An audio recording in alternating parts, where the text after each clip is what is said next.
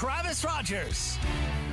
With a season that started absolutely in the worst way possible, a 1-4 start, then ends with the city literally on fire. A unbelievable night in the desert for the Los Angeles Rams. Yeah. They go into Phoenix, Glendale, Arizona, hosting a wild card playoff game and absolutely slap the Minnesota Vikings tonight, 27-9, and it wasn't that close.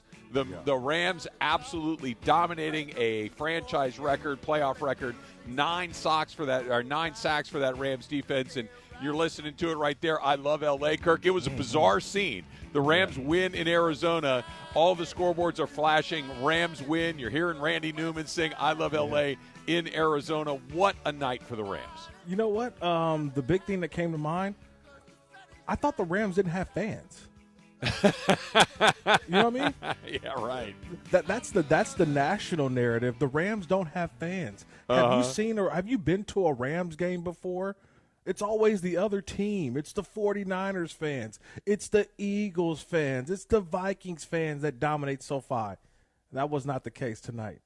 Rams fans showed up. They showed out. And for people who didn't realize that the Rams have a fan base, it was on full display tonight, and I loved every bit of it. Yeah, and the thousands of fans that made their way from the L.A. area, the Southern California area, out to Arizona to support their team got exactly what they were hoping for, which was a Ram playoff win, their first playoff win, since they won Super Bowl 56 back in a few seasons ago. Your phone call is coming up in just a little bit, 877-710-ESPN. That's 877-710-3776. And Kirk, DeMarco and I were talking about this last week that the Rams, DeMarco thought that the Rams were going to have to score a bunch of points to win this game. They did score a bunch of points. They scored 27 of them. Yeah. I thought that the Rams might be able to win this game on the strength of their defense. They only gave up 9 points, and they absolutely terrorized Sam Darnold in the process. I mentioned it to you during the pregame show. I thought that the Rams' most complete game of the season was their Week 8 win against the Minnesota Vikings, and tonight was their second best win, their second most complete win of the season. They look great offensively, defensively. Josh Carty made his kicks. Ethan Evans made a couple of nice plays as the punter today. Just a complete effort for the Rams. Yeah, I think the Rams still won't get enough credit for what they did. Being everything that they went through, I still don't feel like that's the narrative. Just seeing, scrolling through Twitter, scrolling through a lot of NFL analysts, the story is Sam Darnold and how bad he was and how he saw ghosts and how he gave up 9 sacks. That was a poor offensive line that went up against a young, hungry group of cheetahs, as I like to call them, as they call themselves. Yes, indeed. Young Thundercats, man. Those guys got after it. Byron Young, Kobe Turner, obviously Jared Verse, Braden Fisk, Michael Hoyt. I mean, they just kept coming all game long. And so the narrative to me is still not giving the Rams offense credit, not giving the Rams defense credit. It's that Sam Darnold stunk, and Sam Darnold's not going to make any money next year. It shouldn't be that narrative. That narrative was a team win with a couple of mistakes in there with penalties. But, Travis, I may raise you a little bit. I think this was probably their most complete win outside. Okay. But I take that because this one means more. You win sure. in the regular season, a little bit different. You win in the postseason, you're advanced. You survived. You survived what I call the JV round. Mm-hmm. You're going to the varsity round next week. And I think before this game, a lot of people didn't know because we all focus on what? The record. Yeah. It was fun to see that record, 10-7 Rams versus 14-3 Vikings. That's regular season. That's over with. Well, it's funny. It's 0-0, bro. Hey, it's 0-0, brother. Let's go down right now. In a one-game tournament, the Rams won a one-game tournament. Troy Aikman said it during the broadcast tonight on ESPN. He goes, look, I don't want him to throw too much shade on this, but he goes, you can win 14 games during the regular season, and that's a tremendous accomplishment. But if you do nothing in the playoffs, it really what does it really mean? Not a whole heck of a lot. You're kind of in the same boat as teams that had a losing season, and that's where Minnesota finds themselves. And you talk about records. How about this for just a bizarre anomaly as far as Minnesota goes? Minnesota was 14-0 against everybody they played except for Detroit and Los Angeles, and they were 0-4 against Detroit and Los Angeles, and they finished their season 14-4. That's just a weird ride for the Vikings. We'll talk a little bit about Sam Darnold coming up in a little bit. We will take your phone calls as well. We are just getting started. A whole lot to talk about, including that unbelievable Rams defense, and maybe we put Jared Verse in the backfield, a little Derrick Henry 2.0. My goodness, man, can that man run as well. It's all coming up on the Rams postgame show on the ESPN LA Rams radio network. When it comes to unique experiences, pick Tick Pick. You're picking the official fan experience partner of the Los Angeles Rams with no hidden fees ever. So pick Tick Pick for your chance to enjoy an all-exclusive experience at the TRD Pro Club at SoFi Stadium. A chance to experience the national anthem on the field or the opportunity to spend time with friends and family on the field pregame. You even have a chance to win a pair of tickets to the Rams-Eagles game November 24th. Don't let fees get between you and a great game day. Download the Tick Pick app and enjoy the best experiences supporting your Los Angeles Rams. Rams fans, welcome to another game day at the Gridiron. After seeing your beautiful automobiles at the tailgate, we're calling an audible so you can save on gas. That's right, Rams fans score big on game days. Save 35 cents per gallon on Shell V-Power Nitro Plus Premium Gasoline with the Fuel Rewards program. That's a touchdown for the tailgate. Download the Shell app, join the Fuel Rewards program today, and fill up with the official fuel of the Los Angeles Rams. Restrictions apply. Limited time at participating Shell stations. For more details, visit fuelrewards.com/Rams. Driving my Lexus NX 250 feels like I've got a license to thrill and a permit for awesome. Now your top reasons to visit Morongo. We're giving away a Lexus NX 250. Be here on the 31st at 10 p.m. for your chance to win a Lexus. Number 2. Get a rice cooker when you earn 500 points on your rewards card, the 21st. And the number 1 reason. Earthquake, live January 25th. Get tickets now. Morongo, good times. Los Angeles, your Rams are the 2024 NFC West champions. If you missed out on any action this past season, don't make the same mistake and clinch your spot in the Rams house for the 2025 season. With Rams season tickets, enjoy home playoff ticket access, interest-free monthly payment plans, and stadium event pre-sale access. To experience the energy at SoFi Stadium and all these benefits, visit therams.com/2025. Again, that is therams.com/2025. Secure your Rams season tickets and don't miss out on any of the action right here at the Rams house. Hey, it's me, your heart valve. The blood flowing thing in your heart. Ooh, hear that? The whole stadium's cheering for heart valve screenings? Detecting heart valve disease is super important, especially if you're over 65. It's deadly if you don't treat it. That's Hey everybody, it's Cappy, and we are so happy to be back on the air with you today as we and the entire community all try and move forward just a little bit this week. But because of the Rams and the Lakers tonight, Sedano and I don't have a show. So how about tomorrow we do some two-a-days? Join us tomorrow morning, 7 a.m. for a little Sedano and Cap morning show action. Morales is going to be on the Wheels of Steel, and then we'll be back in the afternoon for our 3-hour regular show, Sedano and Cap. Tomorrow, 7 to 9 in the morning, then 3 to 6 in the afternoon. Two-a-days tomorrow, Tuesday, 7:10 ESPN, the ESPN LA app, and always on YouTube.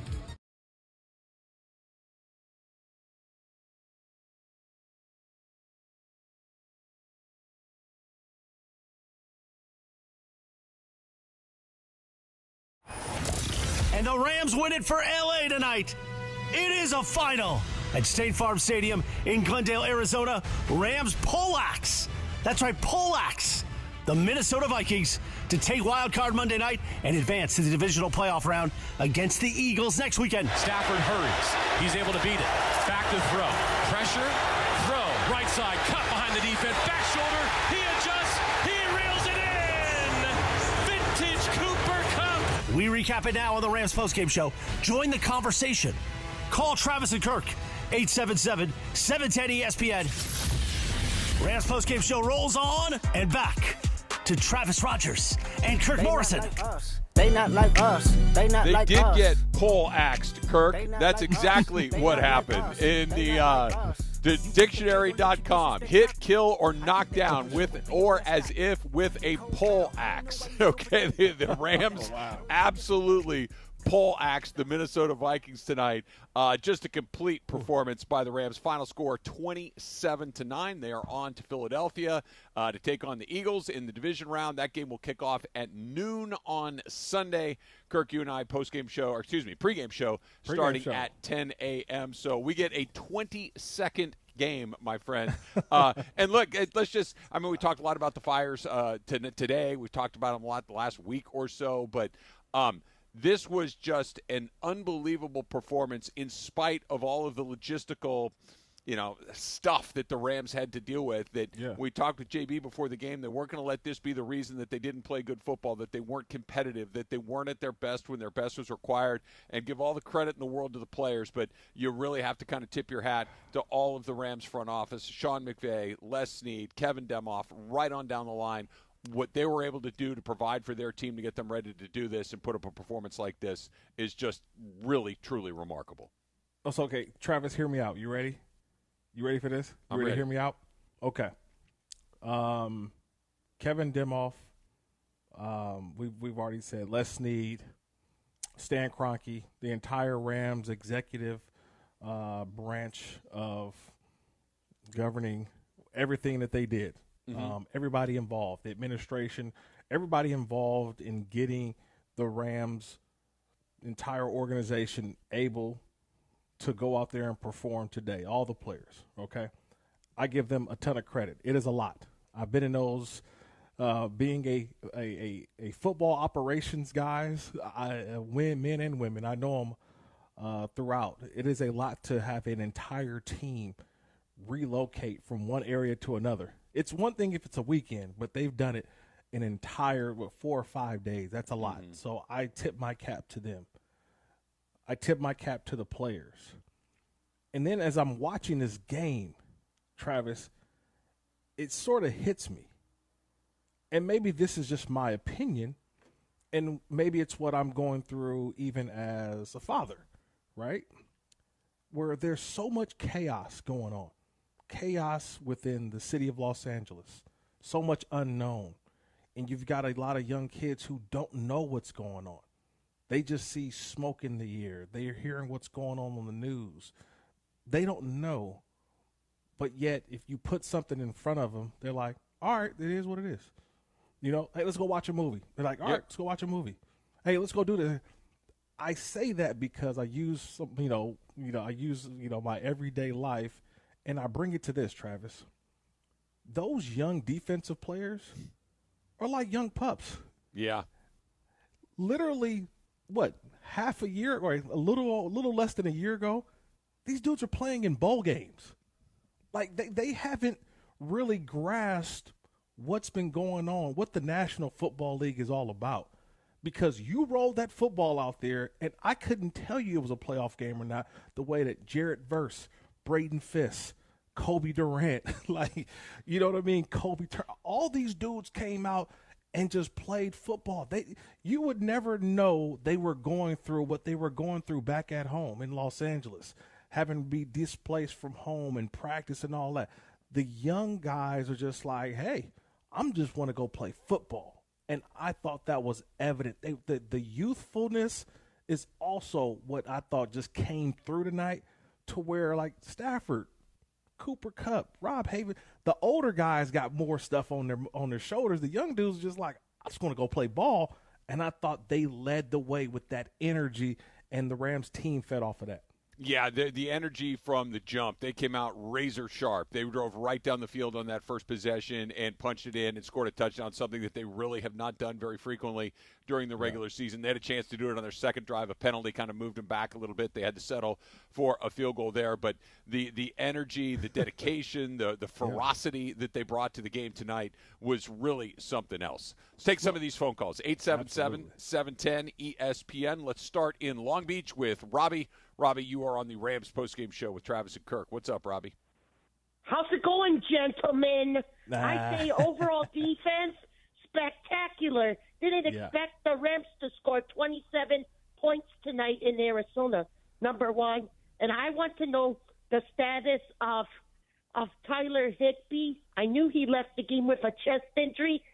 Is it possible that maybe he plays in the game next Sunday?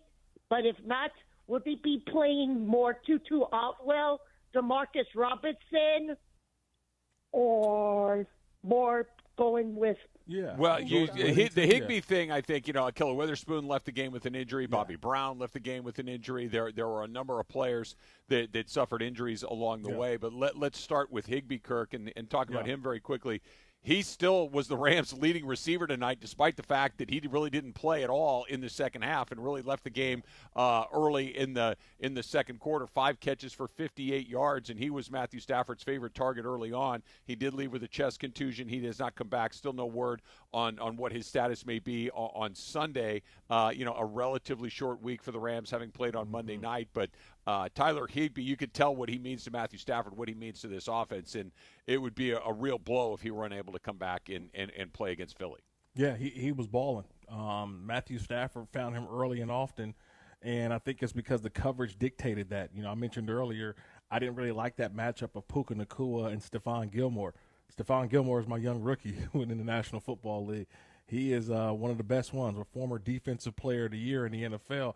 Just didn't like that matchup for the Rams, and I think Matthew Stafford didn't like that matchup for them as well. And so what did he do? He went to Tyler Higbee, and that's what really got the offense going. The check downs also to Kyren Williams, that got it going as well. So maybe not having Tyler Higbee, that's going to be a huge loss because he tried to get the ball. Davis Allen didn't work a couple times. Now, Kobe Parkinson got in the end zone. It seems like he was there very seldom this year. Davis Allen, too. Guys, I have news about Tyler Higbee. This is from Stu Jackson, who covers the Rams for the Rams. Sean McVay said Tyler Higbee is in the hospital in stable condition, but thinks he's going to be okay with a chest, is what they're labeling it as. It isn't. That's all we know. Yeah, so, cross your fingers that A, that he's healthy, and that B, he might be a very fast healer and be able to come back and help the Rams against Philadelphia. More of your phone calls coming up in just a little bit, 877-710-ESPN. That's 877-710-3776. And we talked a lot about that Rams pass rush. Let's talk a little bit about that Rams secondary when we come back, because they were fantastic as well. Yeah. Plus, we'll hear from Quentin Lake in just a little bit. That's all coming up on the Rams postgame show on the ESPN LA Rams Radio Network. Plan your perfect combination at Pechanga Resort Casino, official California gaming and casino partner of the Los Angeles Rams. See for yourself what made readers of Newsweek and USA Today name Pechanga the best casino outside of Las Vegas. Pechanga has world-class resort amenities, exceptional entertainment, dining, spa and golf, and 24/7 gaming excitement. The immense casino floor and 1,100 rooms and suites makes Pechanga one of the largest in the country. Skip the traffic, head for Pechanga Resort Casino off the I-15 in Temecula. Visit Pechanga.com or call 888-PECHANGA for reservations. The Volvo XC60 is about performance, not just on the road, but in life. With not only trunk space, but room to make memories. And with Google built in, it's about connections, not just connectivity. Where the only speed that really matters is how fast you can slow down. The Volvo XC60, performance where it matters the most. Visit your Southern California retailers to learn more. Google, Google Play, and Google Maps are trademarks of Google LLC. Google Assistant is not available in certain languages and countries.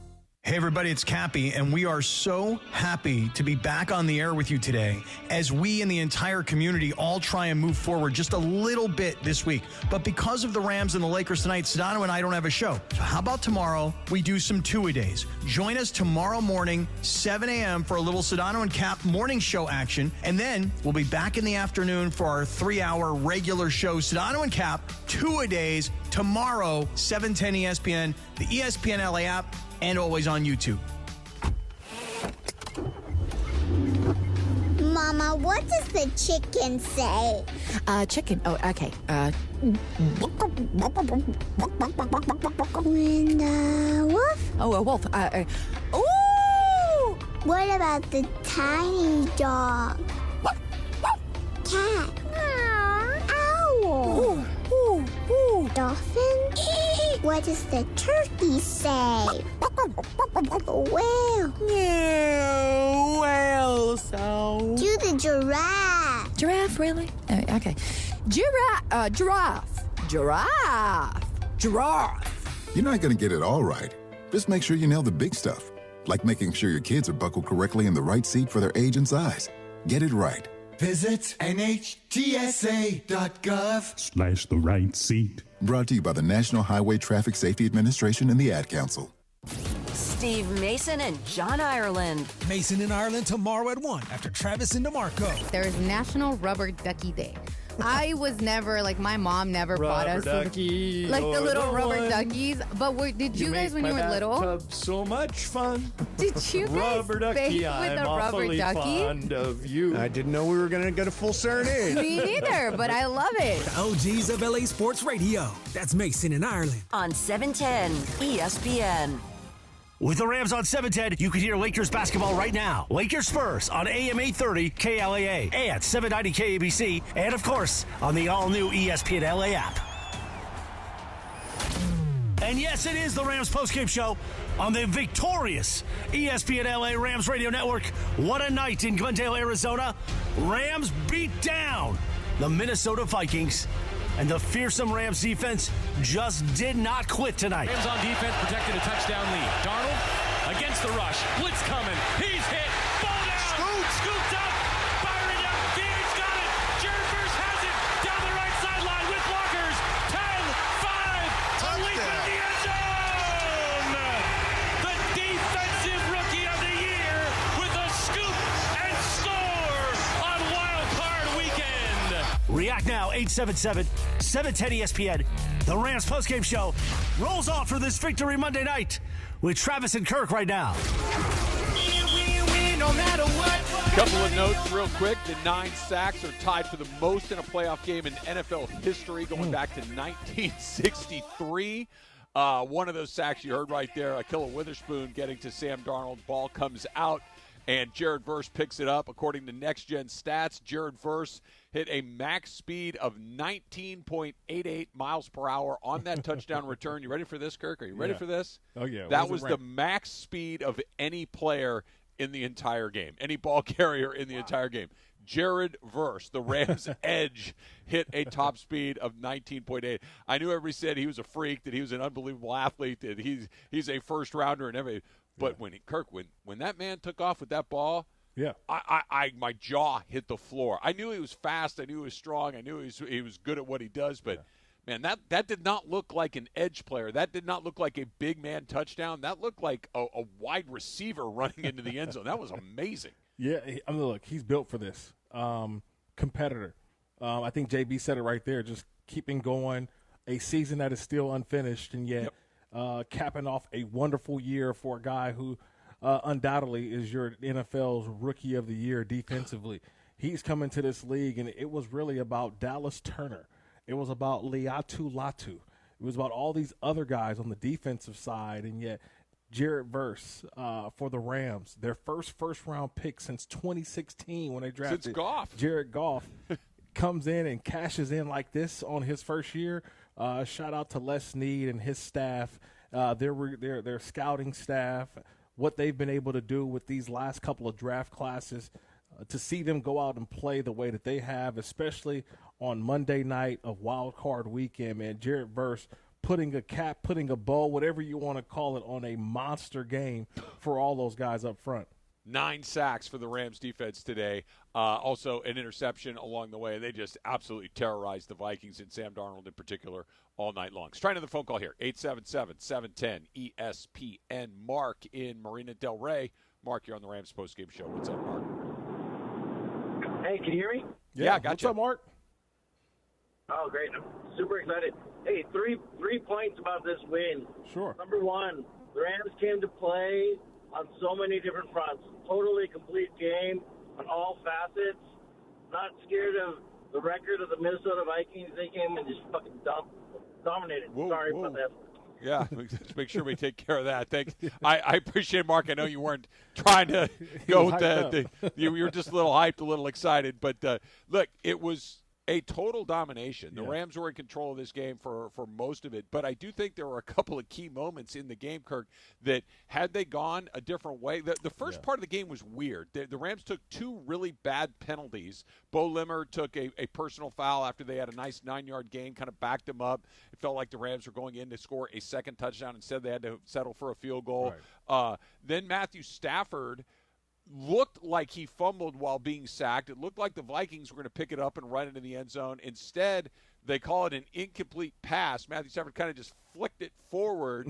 I've watched it a few times. I don't know if a lot of people have had the chance to go back and look. I've seen it on the socials. But Bill Belichick and the Manning brothers on the Manning cast were talking about it, and both Mannings were like, I don't know, man. And Belichick called it right away. He's like, oh, no, that's a forward pass. They're going to call it that. All the rules favor the offense. But a blocked punt that wasn't. Ethan Evans got a punt off somehow, some way. I have no idea. But a couple of things that really could have swung momentum didn't happen. And even when some of those penalties did happen, the Rams found a way to just kind of keep their foot on the gas and keep moving forward.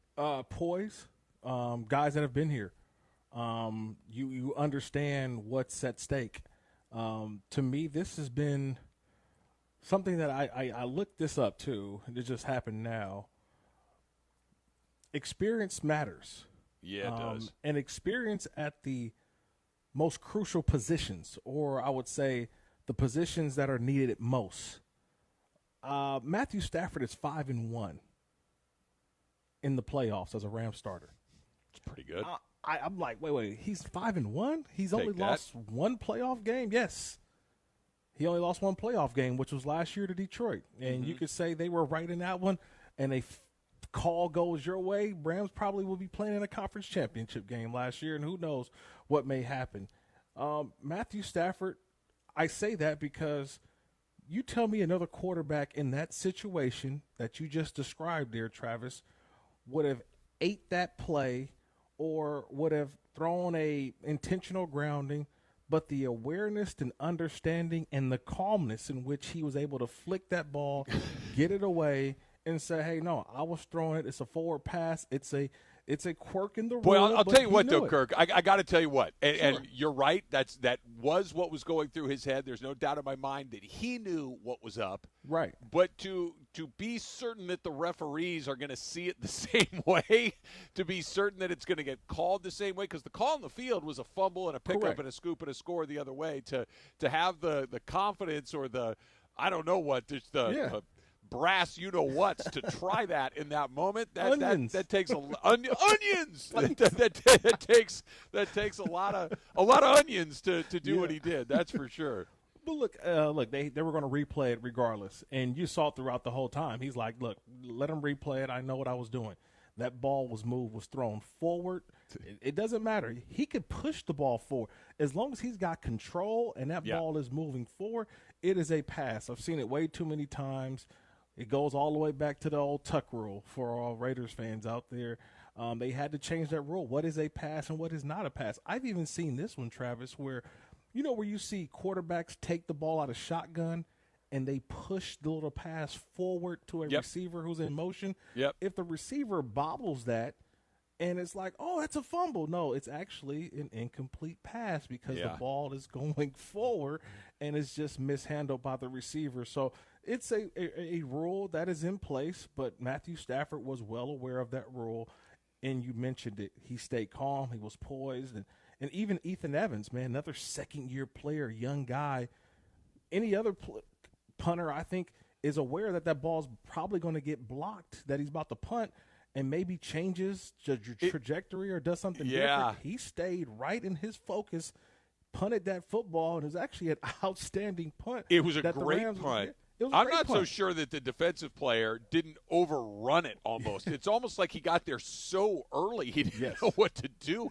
He would have been better off just tackling Evans because the ball was still in his hands. Unreal. It was just a remarkable play, but the Rams took advantage of every good break that they got, and they created a whole bunch of good breaks on their own. Just a completely dominating performance by that Rams defense. 27-9 is your final score. More of your phone calls coming up. We're going to hear from Sean McVay. We're going to hear from Matthew Stafford. We'll hear from Quentin Lake. Lots more to get to on the Rams postgame show on the ESPN LA Rams radio network. At Hyundai, we make a Hey everybody, it's Cappy, and we are so happy to be back on the air with you today as we and the entire community all try and move forward just a little bit this week. But because of the Rams and the Lakers tonight, Sedano and I don't have a show. So how about tomorrow we do some two-a-days? Join us tomorrow morning, 7 a.m. for a little Sedano and Cap morning show action. Morales is going to be on the Wheels of Steel, and then we'll be back in the afternoon for our 3-hour regular show, Sedano and Cap, Tomorrow, 7 to 9 in the morning, then 3 to 6 in the afternoon. 2-a-days tomorrow, Tuesday, 7:10 ESPN, the ESPN LA app, and always on YouTube.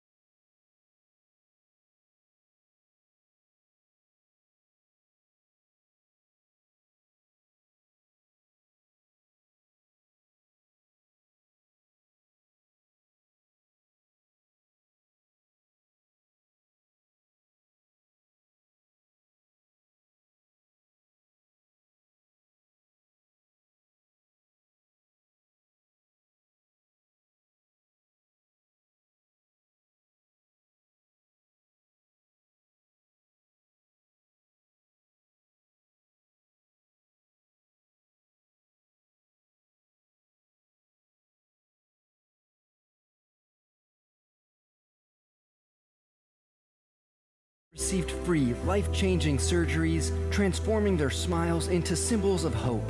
To learn more and support the Global Cleft community, visit smiletrain.org/learn. Smile Train, changing the world one smile at a time. With the Rams on 710, you can hear Lakers basketball right now. Lakers Spurs on AM 830 KLAA and 790 KABC, and of course, on the all-new ESPN LA app. And the Rams win it for LA tonight. It is a final at State Farm Stadium in Glendale, Arizona. Rams poleaxe. That's right, poleaxe the Minnesota Vikings to take Wild Card Monday night and advance to the divisional playoff round against the Eagles next weekend. Stafford hurries. He's able to beat it. Back to throw. Pressure. Throw. Right side. Cut behind the defense. Back shoulder. He adjusts. He reels it in. Vintage Cooper Cup.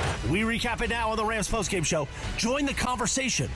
Call Travis and Kirk, 877-710-ESPN. Rams postgame show rolls on and back to Travis Rogers and Kirk Morrison. Indeed, they were poleaxed. The sample sentence in dictionary.com for poleaxed reads as following. The tigress had fallen to my bullet as if poleaxed. So, yes, indeed, the Rams poleaxed the Vikings today. Let's pause 10 seconds for stations to identify themselves on the ESPN LA Rams radio network. Hi, this is Sean McVay of your LA Rams. The Rams play here. KSPN, Los Angeles. 710 ESPN. A good karma brands radio station. Kirk, the Rams not only had 9 sacks, which is a team record, it's an NFL record for a postseason game going all the way back to 1963.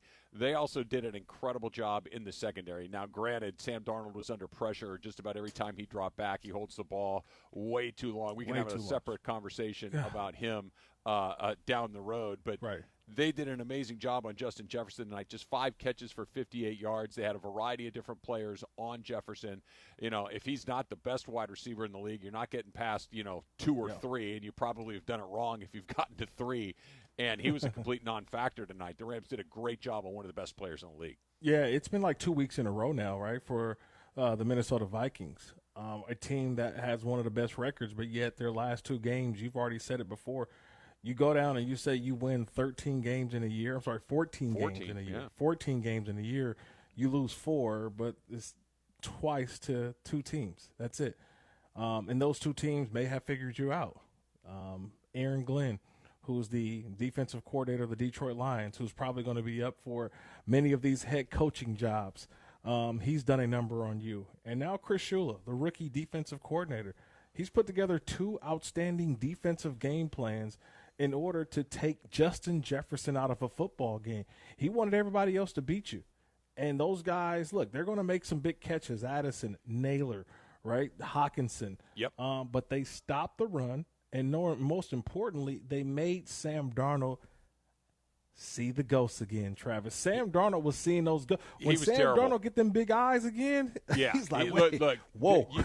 He was terrible, Kirk. There's really no other way to say it. He just had a really bad night. Troy Aikman was kind of all over him on the broadcast tonight. The final numbers for Sam Darnold: 25 of 40, 245, a touchdown and an interception. But those aren't the numbers that matter the most. The number that matters the most is the 9 sacks. He looked skittish. He had the big eyes. He was sped up. All of the things that you came to associate Sam Darnold with throughout most of his career. And, the early part of Minnesota's like, okay, he's off to a good start. And then it was, hey, he looks really good, to, hey, he's kind of in the MVP conversation to a point, to 2 weeks in a row, he looked like the Sam Darnold we've seen in his previous stops. And give credit to Detroit, give credit to the Rams defense tonight. When you've got that much pressure, and he's got to do a better job of getting rid of the ball quicker. He holds it way too long, and he's moving around in the pocket too much. You could see all of that, but give all the credit in the world to that Rams defense and to Chris Shula. This was a defense coming in young. You got some second-year guys in Turner and Young. You got 2 brand-new guys in Fisk and Verse. They're coming in first- and second-round picks along the way. Chris Shula, first year as a defensive coordinator. Aaron Donald walks into retirement, at least from a fan's perspective, pretty suddenly. Maybe the Rams had a little bit of a heads up that this was coming, but this was a defense that was supposed to take a step back, and quite frankly, the defense led the way tonight and led the way for the vast majority of the season to where we are to the divisional round. The 2-year process of replacing Aaron Donald has just been a master plan. It has. A master plan. It wasn't a 1-year thing. This was 2 years where they knew that Aaron Donald was already on that fence about coming back. Remember, after the Super Bowl year. So you started drafting defensive players. And then all of a sudden this season you draft more defensive players. The process of replacing Aaron Donald has been a masterclass by Les Snead. Would you love to have Aaron Donald? 100%. But, man, if someone says, here's the consolation prize, you're going to lose Aaron Donald, but you're going to gain Kobe Turner, all right? Young. You're going to Brady Fisk. I mean, come on. Jared Verse, Michael Hoyt. You're like, this to me is look, like, how many NFL teams would make that trade all day long? Because there are some teams who hold on to guys for too long. Aaron Donald actually helped out the Rams by saying, look, I'm probably going to be gone in a year or two, so start figuring it out. He gave Les Snead that heads up, and Les Snead started to prepare for it to a point where Aaron Donald now can just go down on the sideline and be big bro. Chill. That's who he is. He's big bro. He came to the game signing autographs and watching his young guys go out there and play football. 4 for 4 on the guys that they've, by the way, it takes 4 people to replace Aaron Donald. Tells you how good Aaron Donald was. But Byron Young, hit. Kobe Turner, hit. Jared Verse, hit. Braden Fisk, hit. It's like they didn't have, you get 2 of those 4 right, you're doing pretty good. 3 out of 4, you're killing it. 4 out of 4, forget it. Let's try another phone call here. 877-710-ESPN. Let's go to Giovanni next. Giovanni, you're on the Rams postgame show. What's up? Hey, man, how y'all guys doing? All right. Yeah, man, I was calling because I was just going to put in some intake of what people have been saying about the Rams or whatever. I say, so we started off 1-4. They started off 1-4 this year. Stafford is the first quarterback to start off 1-4, and I think last year was 2-6 and still make the playoffs. Yeah, 3-6. And I'm like, he's the first quarterback in the history to be down 3 or more, under 500, 3 or more games to make the postseason. So he never gets credit for that. And I just want to put another thing in perspective. That's amazing to me. And I don't get the comparisons to where this McVay coming from. Everyone wants to think O'Connell's McVay. They want to think LaFleur's McVay, Shanahan's McVay, Bobby Sloyd's McVay, Ben Johnson. I'm like, what's wrong with you people? I'd be like, I don't get it. I'm like, this dude has won 4 division titles, 2 each with 2 different quarterbacks. He won 2 with Goff. He's won 2 with Stafford. I'd be like, people do not give this man the credit. I mean, he deserves a freaking plaque right now, you ask me. I mean, I've never seen anything. I mean, Giovanni, thank you for the phone call. I just want to respond and say he's already the winningest coach in Rams history. Right. He's won a Super Bowl. He's been the head coach of the Rams 8 years. They've gone to the playoffs 6 times. There really isn't much more. And that's the football stuff. Think about the leadership stuff. Think about the culture stuff that the Rams the culture prior to Sean McVay was not what it is right now. They are a destination place. The culture has changed. The leadership that he and Kevin Demoff and Les Snead and the entire Rams organization demonstrated over these last few days to get this team ready to play a playoff game in a neutral site, or at least not the home game that they're expected to get, and they were out there as prepared as that. I mean, forget it. You're totally right, Giovanni. All these other guys may be good coaches, but Sean McVay is a cut above. He absolutely, if you have him as part of your organization, you always have a chance. You need good players, you need good support, you need good assistants, you need good front office, you need to draft well, all these other things. But if that piece is that good, you can cover a lot of mistakes in some other spots. I mean, Kevin O'Connell is going to be the NFL's Coach of the Year, in my opinion. The way that they played this year, they were 14-3 on the season. Now they lose once to the Rams in the regular season, now once to the Rams in the postseason. Sean McVay is not going to be on anybody's Coach of the Year ballots. I don't know why, but he should be. Absolutely. But I think we're also looking at the same reason why we don't look at Andy Reid the same, John Harbaugh the same, right? Sean McVay's now entered that group chat now, you know what I mean, of coaches that are so good at what they do that it's like, whatever, we've seen it before. Like, you know what I mean? Like they go to a different group now. They got to go to the different table. It's all about the new upstart young, you know what I mean, Kevin O'Connell and Dan Campbell and Sirianni and all. It's the coaches who you're like, okay, is he a good coach or is he not? McVay's not there anymore. He's over there. Go sit next to Andy Reid. Go sit next to John Harbaugh. You guys go over there. You're in the VIP section. Okay, that's where he's reserved at now. Yeah, you've gone beyond. You've gone beyond that. You're in the mix. It's like, we already know you're good. Yeah, you're good. You're good. You don't need a credential. You don't need to do anything. It's like the old line, my face is my credential. I just walk into places. Nobody asks who I am. I just walk right in.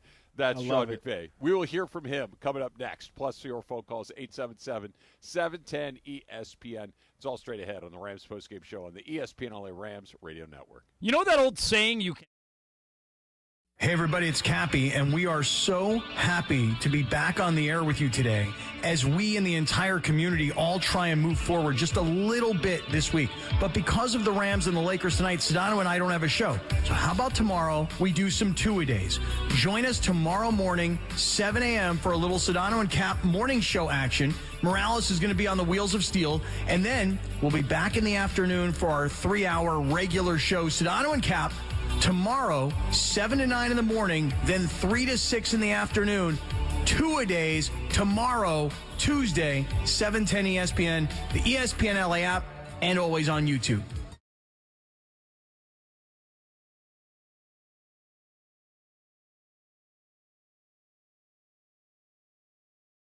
This offer won't last forever. Follow Bloom Ranch on IG and share how you're getting healthier using #BloomRamFit. Valvoline Instant Oil Change, the home of the 15-minute drive-through oil change, is a proud sponsor of the LA Rams radio broadcast on 710 ESPN. For over 35 years, Valvoline Instant Oil Change has provided quick, convenient maintenance services for busy people. Oil changes, tire rotations, transmission care, and more. Rush into your neighborhood Valvoline and let the expert technicians make sure your ride is in peak performance. Visit SoCalOilChange.com for locations and to score game-winning coupons off of your next Valvoline Instant Oil Change. Huddle up, guys. Here's the play. Get to Unify Financial Credit Union on 3. Just hit any of Unify's 11 SoCal branches to join the winning financial team. They've got everything to tackle your financial goals. And the faster you join, the sooner you take those savings to the end zone. Plus, you'll score exclusive LA Rams experiences like chances to meet other players or tickets to a game or suite. Join online at unifyfcu.com. Break. Insured by the NCUA. Unify Financial Credit Union is the official credit union of the Los Angeles Rams. Bud Light was brewed to be a delicious and easy-to-drink beer. Even when the little things in life are hard. Like when the game is going into overtime, but you have even more time to enjoy it and a fresh Bud Light. Bud Light, easy to drink, easy to enjoy. Pick up a Bud Light at your local retailer today. Enjoy responsibly. Anheuser-Busch Bud Light Beer, St. Louis, Missouri. Los Angeles, your Rams are the 2024 NFC West champions. If you missed out on any action this past season, don't make the same mistake and clinch your spot in the Rams house for the 2025 season. With Rams season tickets, enjoy home playoff ticket access, interest-free monthly payment plans, and stadium event free sale access. To experience the energy at SoFi Stadium and all these benefits, visit therams.com/2025. Again, that is therams.com/2025. Secure your Rams season tickets and don't miss out on any of the action right here at the Rams house. With the Rams on 710, you can hear Lakers basketball right now. Lakers Spurs on AM 830 KLAA and 790 KABC, and of course on the all-new ESPN LA app. And yes, it is the Rams postgame show on the victorious ESPN LA Rams radio network. What a night in Glendale, Arizona. Rams beat down the Minnesota Vikings, and the fearsome Rams defense just did not quit tonight. Rams on defense protected a touchdown lead. Darnold against the rush. Blitz coming. He's hit. Ball down. Scooped up. Byron downfield. Got it. Jared Verse has it. Down the right sideline with blockers. 10, 5. A leap in the end zone. The defensive rookie of the year with a scoop and score on Wild Card Weekend. React now, 877-710-ESPN. The Rams postgame show rolls off for this Victory Monday night with Travis and Kirk right now. 27-9, the final score from Glendale, Arizona. The Rams with a very impressive victory over the Minnesota Vikings, who came into the game 14-3. They go home with a great regular season record and not much to show for it. The Rams, of course, dug themselves out of a 1-4 hole. Second season in a row, they have been 3 games under 500 and made the postseason. First time in NFL history that's happened. And, of course, everything that has happened in and around Los Angeles over the last few days, leading the game to be relocated to Arizona. All of this, of course, fell to Sean McVay to get fixed, and that is exactly what he was able to do. He spoke with JB and Maurice Jones-Drew after the game. Back at the Rams house on the road in Glendale, Arizona. A great turnout and a spectacular No, it was home performance. tonight. There you go. Tonight. Sean McVay joining us. Your perspective on what the organization and your players and coaches accomplished this week. Yeah, it just says so much about, the mental toughness, the fortitude, the resilience. Great leadership by Mr. Kroenke, allowing us to be able to operate the way that we were. Our players did such a great job. I was really proud of just, our organization. You just said it, JB. Our organization did a great job, and they had a look in their eye. Once we ended up getting to Arizona, there was a focus, there was a concentration, there was a sense of urgency with the right enjoyment, and we were ready to go from the jump. I thought it was a great complimentary game. We really, played it a little bit more conservative and kind of just working up against the clock. But I thought Matthew came out ready to go. We put the ball in his hands, and he delivered in a big way. Defense was outstanding. 9 sacks, defensive touchdown. I thought Ethan Evans was outstanding on his punts. And then, obviously, Josh Carty's been basically automatic, Mr. December. Coach, a little bit about Matthew Stafford. It seemed like you said, you put it in his hands. What was it this week or in the last couple of weeks that you saw from Matthew Stafford to say, we want to go out and attack this Brian Flores defense? Well, they do a great job. They apply so much pressure, and you have to sometimes meet the pressure with pressure. They commit a lot of guys to the line of scrimmage, especially on some of those early downs. And, Matthew's our guy. He's our leader. He had that look in his eye, and you put the ball in his hands, and he's led us to a lot of big-time wins, and that would be stupid if I didn't. Sean, this is the highest level of the sport, really of any sport. To assume that there's even a reservoir of more desire, more want to, is there even such a thing? And if so, did you really manage to tap into it given all the tragedy and destruction back home? Well, I think the players use their platform for the right ways. You talk about a group that epitomizes what sports is all about, and being able to come together for something bigger than yourself, but also represent a community that's hurting. And you get a couple hours of relief watching the way these guys stay connected, the way they stay together. They're everything that's right about sports that can offer some of those temporary reliefs, and guys using their platforms for the right reasons. I'm just proud to be associated with them. Well, you're right. The Rams house is wherever you and they take it. Next stop, Philadelphia. Congratulations, Sean. Thanks, guys. That's Sean McVay after the 27-9 win. And, Kirk, I know that he's going to kind of brush it aside, and he's going to talk about his players, and he's going to talk about the job that Matthew Stafford did and the way that they use their platforms to talk to the citizens of Los Angeles and to get ready for this game. And it's all true. Yeah. The Rams are also very lucky to have Sean McVay as the man leading their football team because not everyone can do what he has done and what he was able to do this week. That this was a team that was, quite frankly, dead in the water at 1-4. They did not look good. They were banged up. They were unhealthy. They looked stale. They looked stagnant. And even as they started to climb out of it, it didn't look all that promising. They were barely escaping some of these games. And yet here you are getting ready for a divisional round playoff game in Philadelphia in the middle of January. It's just it's a tremendous testament to his ability to keep his players focused and locked in and their ability to keep moving forward. It's culture. It's who he is. It's Sean McVay is a guy who doesn't sit back and have to make wholesale changes. It's no, let's just get back to the tape. Let's just figure out where we are and we'll just move forward. I think what's bigger about today's game is that now I shift my mindset. I'm in that Philadelphia Eagles locker room, and they watched this game on Monday night, and they realized, okay, that's not the same team that we played against earlier this year. That's Week 11, the Philadelphia Eagles beat them 37-20, and it probably wasn't that close. It wasn't that close. It was, Saquon put together an outstanding performance, and they were real. I think they were coming off of a bye, I want to say, maybe. But even that being said, if I'm on that team, I'm looking like, these dudes for real. Okay, like they are not the same team that we played against. We better bring our A game because Matthew Stafford, these guys are coming. They're playing with house money. They're hungry. They've got a young defense that still doesn't know how good they are. That's the crazy part. They don't know how good they are. They're just playing. When they even figure that part out, how good that they can be. And in Matthew Stafford's experience, they're okay. They're going on the road. But it's like, hey, they were on a neutral site road game today, and yet it didn't affect them. They were aware of what's going on next week. And they're banged up. The Philadelphia Eagles are. So, to me, going into this playoff, you say, oh, well, the Rams should have been the 3 so they can take on who? Washington.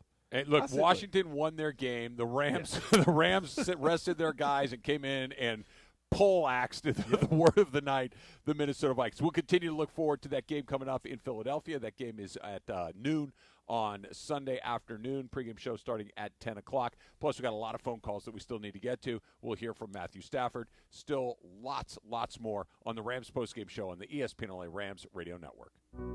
Just as every point matters, every detail counts in our meticulously crafted vehicles. Experience luxury at the top of its game. Welcome to Cadillac of Beverly Hills, the #1 Cadillac dealer in the Western region for the 3rd year in a row.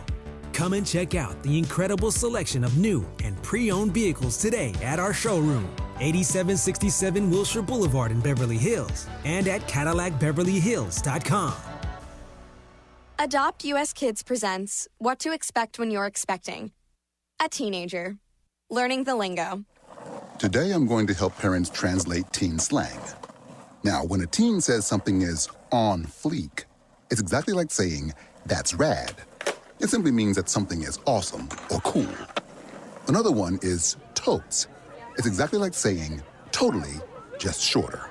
As in, I totes love going to the mall with Becca. Another word you might hear is jelly. Jelly is a shorter, better way to say jealous. As in, Chloe, I am like so jelly of your unicorn phone case. You don't have to speak teen to be a perfect parent. Thousands of teens in foster care will think you're, rad, just the same. To learn more, visit adoptuskids.org. A public service announcement brought to you by the U.S. Department of Health and Human Services, Adopt U.S. Kids, and the Ad Council. Transitioning out of the military, it's difficult. Just about everything around you changes. I would get phone calls that brothers were dying, some of them to suicide. And I'd found myself in another cold cemetery. And I started to wonder if I was next. It's a struggle to know that you're facing challenges, but not be ready to face them. Sleep doesn't come easy, and when it comes, it doesn't last long. You're tired all the time. I didn't reach out for that help, but thank God my wife did. She got me registered for Wounded Warrior Project. Talking to somebody that would listen to me and understood my story helped me realize that it was time to change. There's a new fight, there's a new mission, and that's something I am eternally grateful for. See how we help warriors combat stigma at woundedwarriorproject.org/combat stigma. The Volvo XC60 is about performance, not just on the road. Hey everybody, it's Cappy, and we are so happy to be back on the air with you today as we and the entire community all try and move forward just a little bit this week. But because of the Rams and the Lakers tonight, Sedano and I don't have a show. So how about tomorrow we do some two-a-days? Join us tomorrow morning, 7 a.m. for a little Sedano and Cap morning show action. Morales is going to be on the Wheels of Steel, and then we'll be back in the afternoon for our 3-hour regular show, Sedano and Cap. Tomorrow, 7 to 9 in the morning, then 3 to 6 in the afternoon. Two-a-days tomorrow, Tuesday, 7:10 ESPN, the ESPN LA app, and always on YouTube.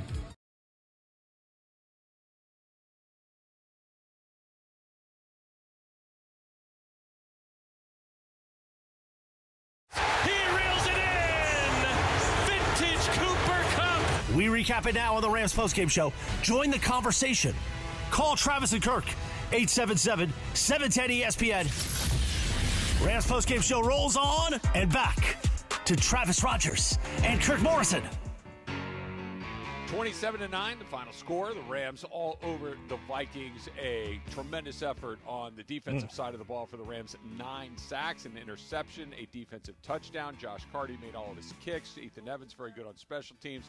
Good day in the third phase. And, of course, Matthew Stafford just absolutely razor sharp at the early part of that game. And then kind of the second half, Kirk, I thought they came out and they got a quick stop on Minnesota, who opened with possession in the second half. And they just kind of whatever momentum they were looking to gain was gone. The Rams very quickly go down and tack on another 3 points. And at that point, it felt like Minnesota – I don't want to say it gave up, but it felt like the outcome of the game was no longer in jeopardy, and the Rams kind of just took the air out of the ball and got into the locker room. And just a complete performance in all 3 phases of the game.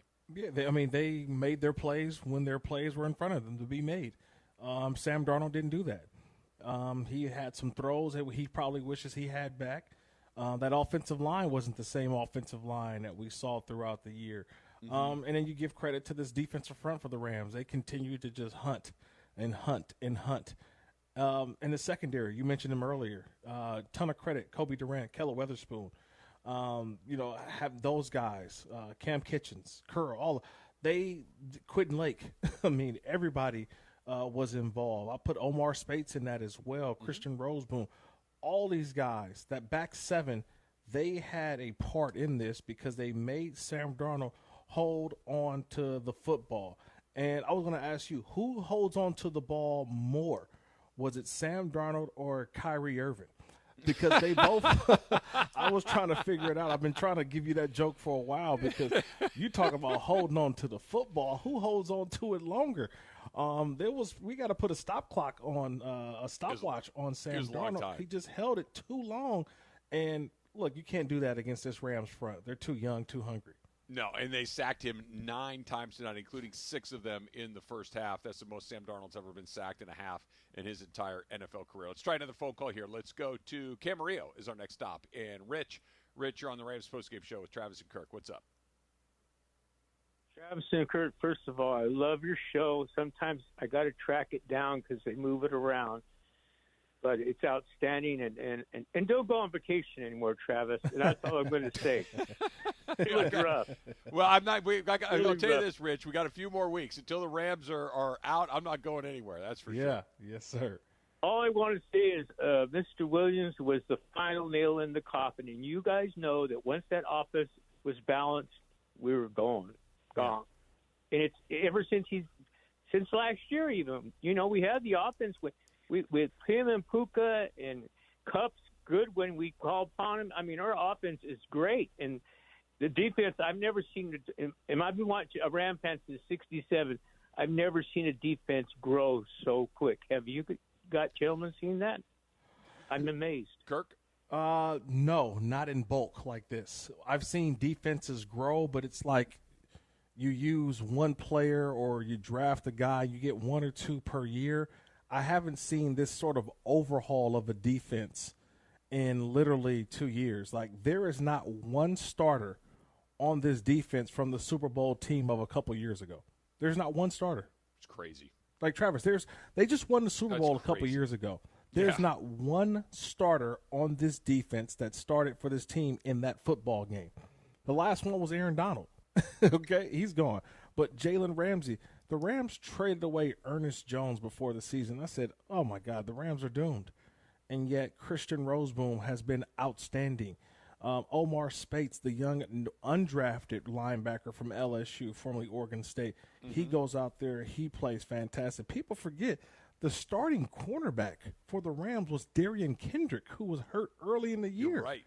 Like, this team has had time to develop, find out who are your guys. And Akella Weatherspoon, they got him off the street. Now, I don't know if he's going to be available. To me, when I hear thigh injury and to see on the play he got injured, unfortunately, this is just me speculating, okay?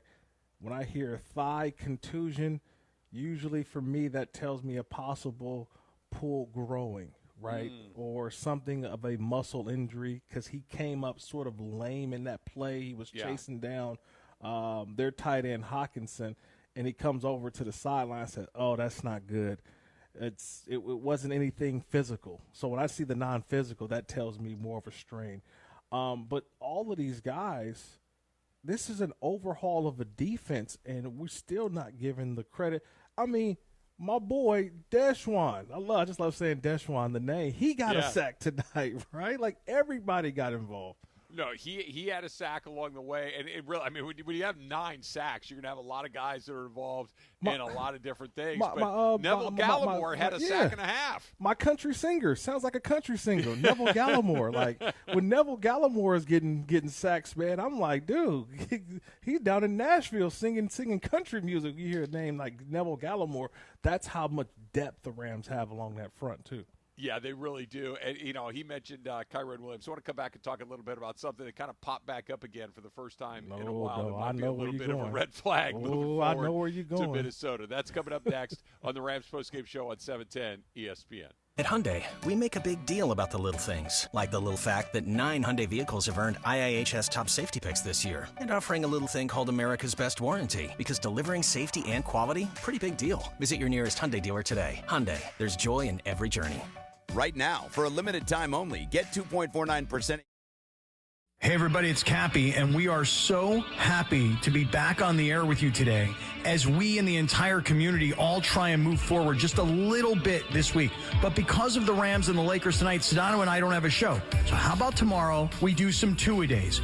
Join us tomorrow morning, 7 a.m. for a little Sedano and Cap morning show action. Morales is going to be on the wheels of steel, and then we'll be back in the afternoon for our 3-hour regular show, Sedano and Cap.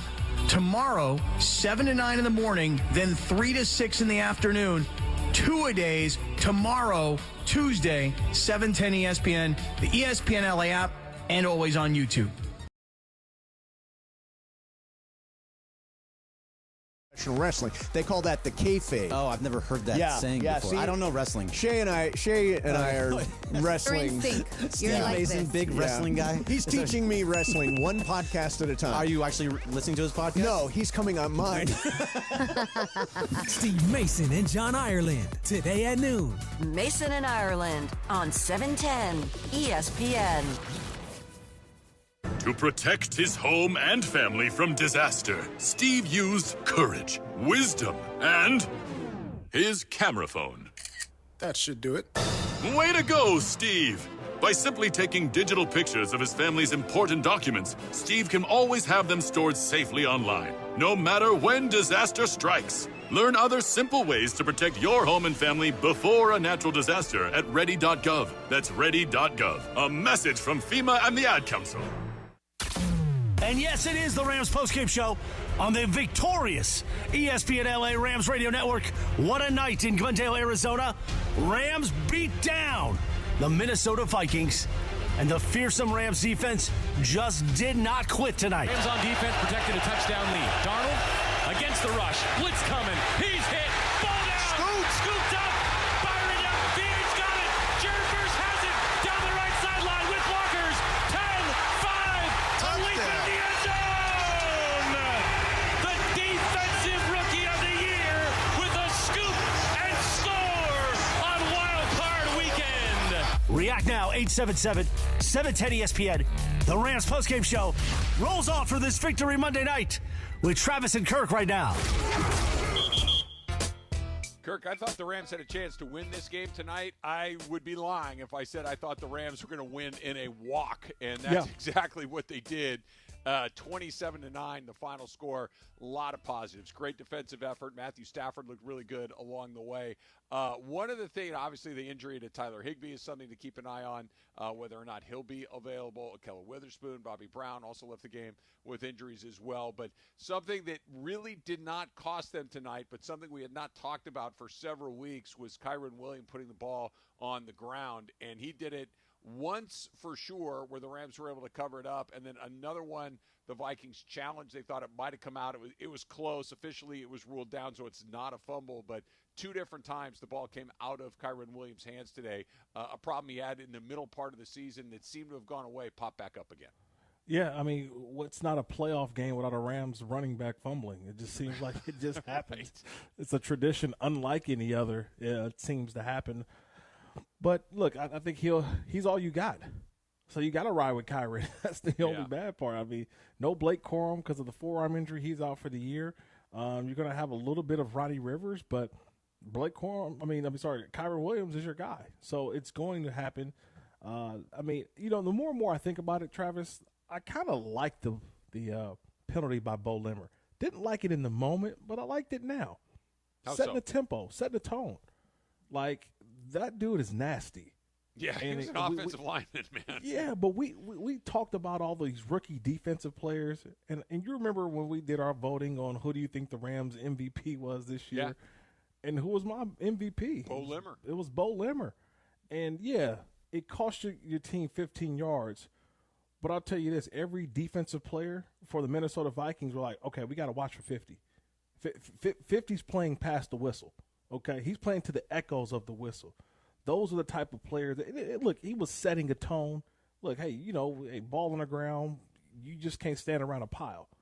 And I like that, too, because had I been a Viking and I saw that, the rest of the game, Travis, I'm watching for 50, knowing that he is going to decleat you if you're standing by a pile. You got to watch for those guys. So I kind of like that. And he's not a dirty player, but when you're a guy who plays to the echo of the whistle, love that. Love that. How about these stats for the Rams defense tonight? 20 players with a tackle, 12 players with a pressure, 8 players with at least a half of a sack, and 8 players with a tackle for a loss tonight. So just a complete performance on the Rams side of the ball defensively tonight. It means they advance to Philadelphia in the divisional round. So let's take a look at that divisional round, brought to you by Morongo Casino Resort and Spa. Good times. The first game on Saturday afternoon, 1:30, Texans and Chiefs. I asked you, Kirk, during the pregame show, can the Texans go into KC and pull an upset? And you very quickly said, no, not at all. Not at all. Come on now. No Stop. chance. Let's not do that. Okay. It's the highest point spread of the weekend, I believe, right? Is it now? What is it, like 8.5 now, 9? I mean, it's a big – for a divisional round, you're not supposed to get these big numbers. Yeah. Right? Games are supposed to be within 3.5.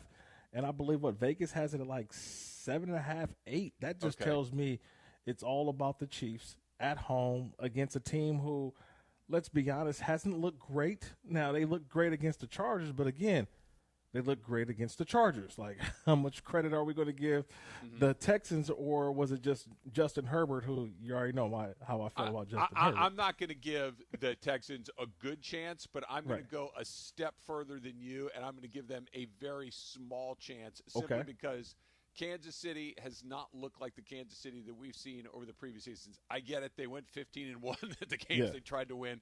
They still got Andy Reid. They still got Patrick Mahomes. They still got Travis Kelce. So they still got some players that are real deals. But I'll give them a very, very small chance to pull a huge upset. I got a question for you, though. Yeah. Can you tell me the last time the Chiefs lost in the playoffs? I don't know, 1964, something like that. They haven't lost the last 2 years in the playoffs. Crazy. First team ever to try to win or to to try and three-peat. A team that has won the Super Bowl in back-to-back years has never even gotten to the Super Bowl with a chance to three-peat. So a lot on the line for the Chiefs as well. The second game on Saturday, the Commanders. Oh, Dan Campbell, when he told Kevin O'Connell, hey, we'll see you in a couple of weeks. No, you won't. Dan Quinn and Jaden Daniels coming to town Saturday night, Lions and Commanders.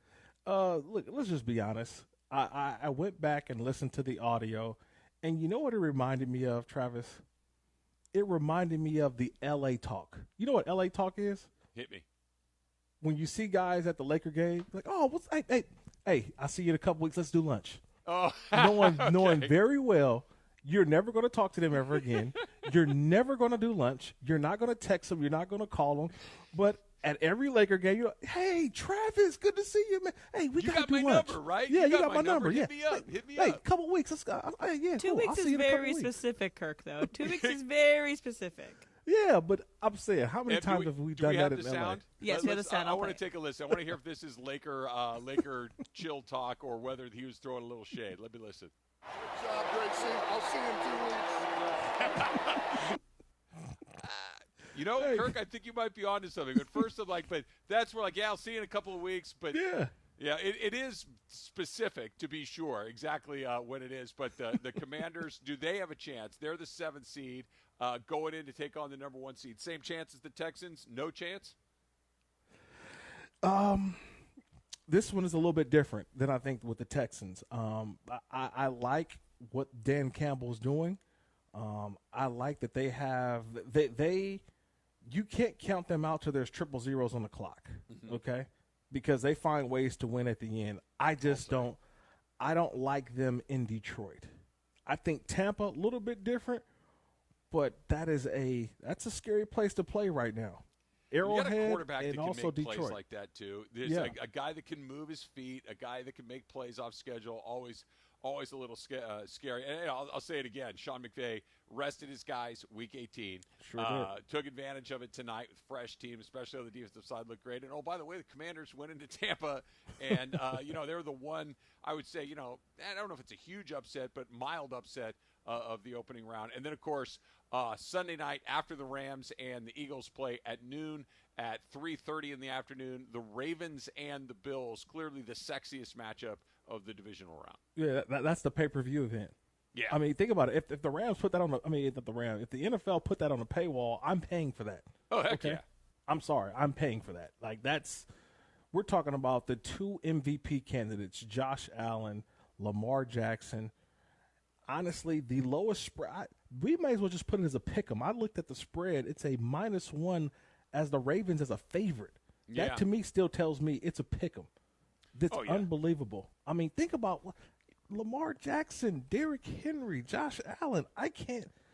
Oh, Travis. Does the winner of that game go into Kansas City and knock off the Chiefs, or is it still the Chiefs' world, and until somebody beats them, you're not picking against them? It's still the Chiefs' world. Yeah, it is still the Chiefs' world. I mean, I'm trying to find more maybe an NBA comparison. Maybe the Dodgers are starting to build that up right now because they're going to be that team with the maybe roster the Bulls with Jordan that when until you see them lose, you don't expect them to lose. 100%. I think that's just the way it's going to be. It's difficult. The Chiefs, you can count them out, but yet, last year was supposed to be the year, and yet you saw what happened. And then you can see it then again. It could be that same way this year. I just know that high-level football will be played on Sunday, and I'll be in studio hanging with you watching it, man, because I'm going to be in studio on the big TV watching that one. Cannot wait to see it. Rams, of course, have the Eagles. That is on Sunday at noon. Kirk and I will have the pregame show starting at 10 o'clock. Coming up next, you're going to hear from the man of the hour, Matthew Stafford.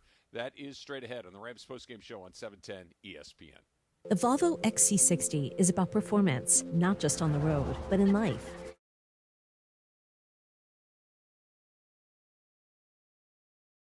Hey, everybody, it's Cappy, and we are so happy to be back on the air with you today as we and the entire community all try and move forward just a little bit this week.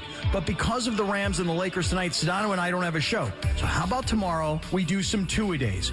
Join us tomorrow morning, 7 a.m. for a little Sedano and Cap morning show action. Morales is going to be on the Wheels of Steel, and then we'll be back in the afternoon for our 3-hour regular show, Sedano and Cap. Tomorrow, 7 to 9 in the morning, then 3 to 6 in the afternoon. Two-a-days tomorrow, Tuesday, 7:10 ESPN, the ESPN LA app, and always on YouTube.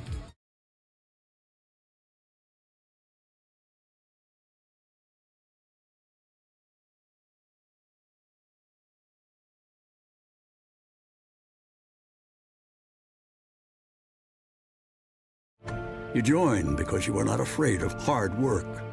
You are not a frog. If you or a veteran you know needs support, don't wait until the water boils. Reach out.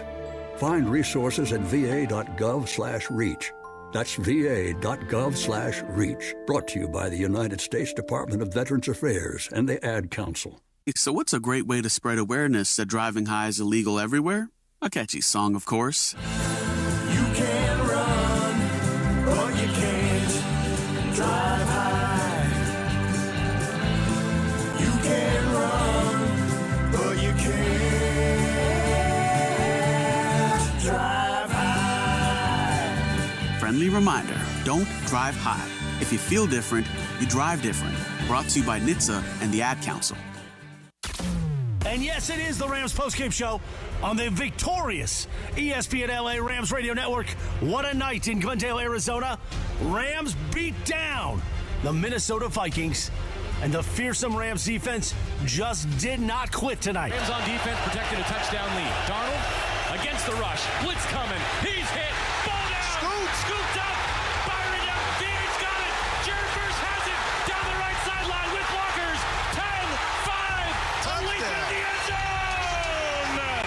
The defensive rookie of the year with a scoop and score on Wild Card Weekend. React now, 877-710-ESPN. The Rams postgame show rolls off for this Victory Monday night with Travis and Kirk right now. Rams 27-9, the final score, and the Rams came out firing right out of the gate. Matthew Stafford absolutely razor sharp on that opening drive. He finishes the night 19 of 27, 209 yards through the air, a pair of touchdowns, and as always, perhaps most importantly, no interceptions along the way. He spoke with ESPN's Scott Van Pelt after the game. How are you and your team able to take what's going on, put it on the side for a minute, and do your jobs? Yeah, I mean, it starts with our head coach, obviously, dialing everybody in. But it's been a heck of a week. Our organization did an unbelievable job of taking care of us players, our families, everybody, getting us to a safe place where we can come and practice here in Arizona. Thanks to the Cardinals for letting us use their place for the week. And, man, it's been a crazy one. Unlike anything I've ever experienced in my, tenure playing in the NFL. And we just know what's going on back home. Felt really motivated to play for the people of this city.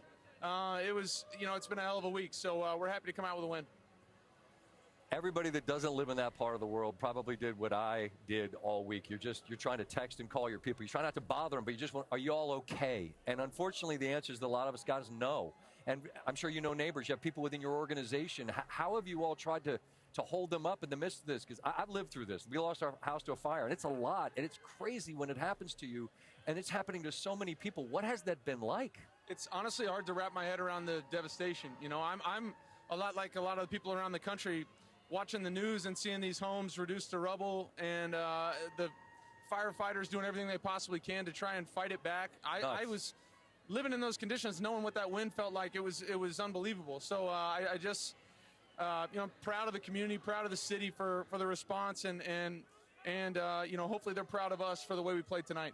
I mean, it's cliche to say, but in a way it's not, right? Sports are the greatest distraction that can be provided. I think go back like nothing greater than 9/11 in terms of an opportunity for sports to be a galvanizing thing. You're able to give your city something for 3 hours. Now you get a chance to do it again on next weekend. How much of a rallying cry is that among your group, just to put on for the city? It's huge. It's huge. You never want a tragedy to make make you come together and do all that. But sometimes that's what you're living through, and that's what we're living through in the moment. And to be able to make it to the playoffs, get this opportunity to come here and play in front of an unbelievable crowd. It was awesome. A bunch of blue that we appreciate big time for what a week we're going through, and they showed up for us and made it loud. So, it's everything to us. We're going to go back home. Hopefully we can practice. We'll figure that out and get ready for another one. I know you don't know what you're going back to, and I'm in touch with LA friends today, and like the wins tonight are scary, man. It's so beyond people's control. But you guys can control what you put on the field, and it's trite to talk football, but that's what you just did, and you played a hell of a game. And that defense, 9 sacks, man. That young group, they've been good all year. This was their best game tonight, wasn't it? Yeah, I think it was, and finally we could put some points on the board early for them to let them go attack. Yeah. And when we get up to a nice lead and they can go hunt the passer, I mean, that's an unbelievable job what they did tonight, attacking the quarterback, attacking the football, getting us turnovers, doing all of it. That's what it takes, and I was just happy that we were able to play good on offense early in the game to get us a lead and let them go. All right, last quick thought. I know you talked to Lisa, and you're kind to share some time with me here. I kid around about the gray beard. You've been at it for a while. You've seen a lot in this game. This is a unique circumstance, but you get 60 more minutes against a really good team. You've seen the top of the mountain. What's this journey like now, given all that's going on for you personally, Matthew? Yeah, I mean, it's so much fun. I love playing this game. I love competing. I don't want to stop, and it's an unbelievable feeling to be in this playoffs and be making a run. Hopefully we just keep this thing rolling. I appreciate you taking a minute. I hope you go home to safety, and we wish the best for your community, man. You gave him something tonight, brother. Thank you very much. Appreciate it. Yes, indeed. Matthew Stafford.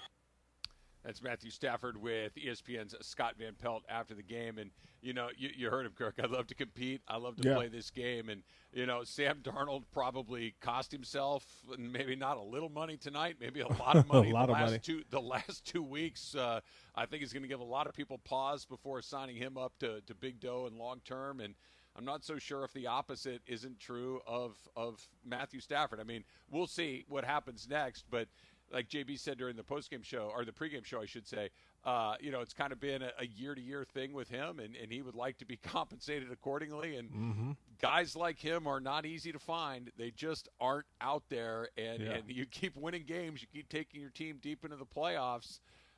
People are going to be chomping at the bit to have your services, and Matthew Stafford showed why tonight. I said it already. He's only lost 1 game in the playoffs as a Rams starting quarterback. That just tells you how good he's been. He's won 5 of them, by the way. Jared Goff obviously has won some of those as well, who's starting over in Detroit. So he's won a ton of those games. But that experience is something that you are going to hope that carries you into the next round going against Jalen Hurts in that squad too. I got a question for you, though, too. What was more entertaining to you, the first round of the college football playoff or the wild card round of the NFL? Can I say going and having a couple of beers and playing golf and missing both because they were both a dud, right? It was duds, right? The good news is, Kirk, by the time we got to the Final Four in the college football, we got 2 pretty good games, so hopefully the divisional round of the NFL will deliver as well. We'll take a preview and talk about that Rams-Philly game coming up on Sunday afternoon, what the Rams have to do to kind of turn it around on the Eagles after they got beat up in Week 11. That's coming up next on the Rams Postgame Show on 710 ESPN. The Alzheimer's Association and the Ad Council present the story of Tom and Levi. Tom is the smartest man I know. He's been a professor at 2 major universities, been a teacher for over 40 years. One day, he told me that he was having problems in his classes. I think one of the students had asked the question and he didn't remember the answer. And I also noticed that he was letting his class out earlier than they were supposed to let out. And he was telling them that he was doing it as a favor to them, but I think in reality he just wanted to get out of there. I was really starting to worry because I saw something was wrong. Levi and I talked about how it would change our lives, but he was there beside me, and my love for him was just immense. When something feels different, it could be Alzheimer's. Now is the time to talk. Visit alz.org/ourstories to learn more. A message from the Alzheimer's Association and the Ad Council. I noticed that my central vision started to blur. Figures that are usually straight started to distort to become wavy. What are these little dark spots with blurring that I'm seeing? There's a blind spot like a blob over my vision now. Is my vision lost forever? Why did I wait so long to see a retina specialist? Retinal disease can steal your eyesight, but it doesn't have to. Patients who seek care from a retina specialist in a timely manner have the best chance of preventing vision loss due to age-related macular degeneration or diabetic retinopathy. AMD symptoms to look out for are distortion or warping of straight lines, as well as blurred or loss of central vision. Patients with diabetic retinopathy should seek treatment if they notice the appearance of spots or floaters or blurred and distorted vision. Don't delay seeing a retina specialist. It's worth the visit to save your vision so you don't miss out on life's precious moments, like seeing your grandchild grow up, enjoying a sunset with that special someone, or reading a good book. Visit seeforalifetime.org. And the Rams win it for LA tonight. It is a final at State Farm Stadium in Glendale, Arizona. Rams poleaxe. That's right, poleaxe the Minnesota Vikings to take wild card Monday night and advance to the divisional playoff round against the Eagles next weekend. Stafford hurries. He's able to beat it. Back to throw. Pressure. Throw. Right side. Cut behind the defense. Back shoulder. He adjusts. He reels it in. Vintage Cooper Cup. We recap it now on the Rams postgame show. Join the conversation. Call Travis and Kirk.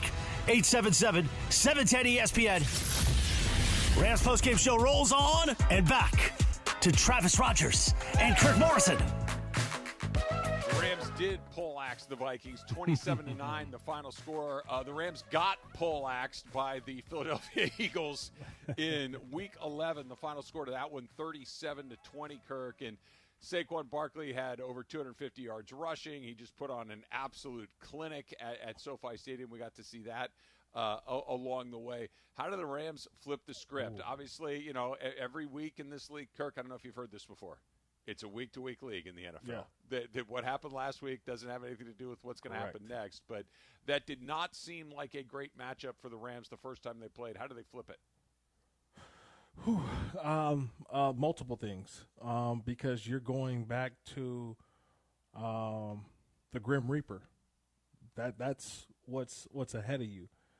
And when I say the Grim Reaper, it's Sean McVay's nemesis. If there's one person who is Sean McVay's nemesis since he's been a head coach in the National Football League, it's been one Vic Fangio. Yeah. He's the defensive coordinator for the Philadelphia Eagles. Yeah. If you ask any Rams fan, if you follow the Rams, if there's one performance or one game that Rams fans will remember, or people have said the guy who figured Sean McVay out and gave that game plan to Bill Belichick and then to Brian Flores, it was Vic Fangio and that Chicago Bears that night. It's very and to be honest, Travis, that's what we remember.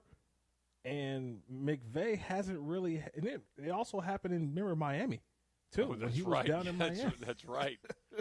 So, with Brian Flores, that same style of defense, right? Like, this has been something that's been brewing for a while. McVay lost the earlier matchup this year to Vic Fangio and the Eagles.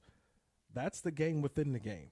So, I know I butchered the question that you already threw, but I get it. That was the first thing that came to mind, is that this has been Sean McVay's kryptonite since he's been a head coach in the National Football League, is one Vic Fangio, who was arguably one of the best defensive coaches in the NFL. And I think one of the things that they're going to need to do, Kirk, if they're going to advance to the NFC Championship game, which is a sentence I did not think I would be saying at any point in this season, is something that they were able to do tonight. Get a lead, strike early, and make the game a close game. You know, this was a good example of them kind of pulling away. That's hard to do in playoff games. You're not going to have a bunch of cakewalks like they had tonight along the way. But if you fall behind the Philadelphia Eagles and let Saquon Barkley go to work on you, you're not coming back from that. That's just too tall of an order. They're too good of a team. They've got that incredible offensive line in Philly. Maybe the best offensive line in football, and they may have gotten to Sam Darnold 9 times. I don't think they're going to get to Jalen Hurts quite like that. Jalen Hurts obviously can move his feet in a way that Sam Darnold can't. So a very different challenge awaiting that Rams defense with Hurts and all the weapons that he has. A.J. Brown, Devontae Smith, all the players that they have in Philadelphia. Just make them uncomfortable. I want to see Jalen Hurts throw uncomfortable. I want to see you because that's another test. This defensive line of the Rams versus that offensive line. Lane Johnson, who's still ticked off that he wasn't the first team All-Pro, and it was Penei Sewell, right? And then Jordan Mailata on the other side, man. This this is going to be a fun matchup too. The tush push versus the young Thundercats, right? Kobe Turner going to be right there in the mix. This is just a different Rams team than what you mentioned saw in Week 11. Just a different Rams team that I'm excited to see how they come to this game. And I've said it before, they're playing with house money. Okay, the Rams, no one expected them to be here. I think with the Eagles, we expected them to be here, getting Saquon Barkley. We expected them the way that they played this year and winning their division. But tonight's performance on the national scene, I'm excited because why? Everybody saw like, this ain't going to be a cakewalk next week. No, well, I just pulled it up right now, Kirk. I'll show you on my phone right here. The weather in Philadelphia now for Sunday, obviously we're 6 days away, so way to go. A high of 33, a high of 40. I was looking at Monday. A high of 40, a low of 31, but about a 50% chance of snow. One thing that the Rams have not fared particularly well, and they've done pretty well when they've gone to the East Coast. That's something they haven't had a ton of trouble with. But cold weather is not something that they've had to do a lot of, although they did go to the New York Jets not that long ago and had some success there. Yeah, early start for the Rams, right? So noon our time, so a 3 o'clock kick in Philly. Yeah, there we go. So a pretty early start for the Rams. I feel like whatever happens, again, you've got guys who are doing this for the first time, and they don't care where they play at. I mean, today was at State Farm. They could have played that thing right there on the 405 on the Sepulveda Pass. These dudes would have went out there and played their butts off. That's just how good this team is and how young and youthful. It didn't matter where they teed this thing off at. And I think the same thing come next Sunday. You put just all you got to do is line it up the right way. Get those hash marks, get the out-of-bounds line. These guys will play you anywhere. And that's a good mark of a football team. You know, obviously, the ride continues on to Philadelphia for the game on Sunday, but just take a moment, Rams fans, and kind of take in what has taken place this season. This is a team that got off to a 1-4 start that did not look like a playoff team, much like a team that would win in the playoffs, which is exactly what they did tonight, and then throw on top of the situation here in Los Angeles over the last couple of days and a lot of people being displaced and relocated, the Rams amongst them, and they still went out and put together arguably their best game of the season.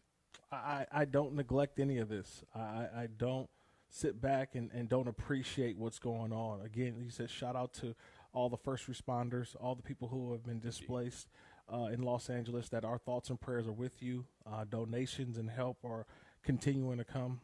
Everybody's doing their part. And to see LA come together has been great. But I say that because I have some friends in the media, and you said, man, Kirk, you don't know how good you got it. And I said, what do you mean? It says the success of the Rams, especially in the Sean McVay era, it doesn't happen around the NFL.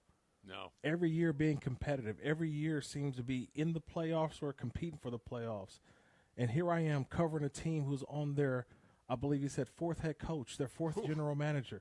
Like, he was like, just remember how good you got it, because there are teams like the Jets, right? Covering the Jets, it's not fun. No. It's not fun. And Every Raiders. year you're talking about new coaches, general managers, who's going to play quarterback. We've been doing this now 9 years. We don't worry about that anymore. We don't worry about who's the quarterback. We don't worry about who's the coach, who's the general manager.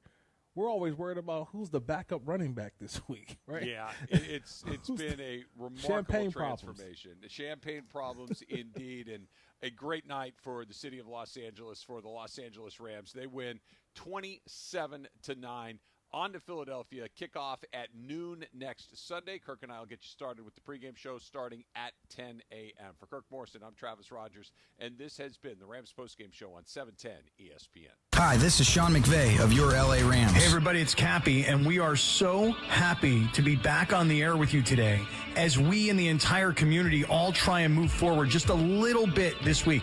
But because of the Rams and the Lakers tonight, Sedano and I don't have a show. So how about tomorrow we do some two-a-days? Join us tomorrow morning, 7 a.m. for a little Sedano and Cap morning show action.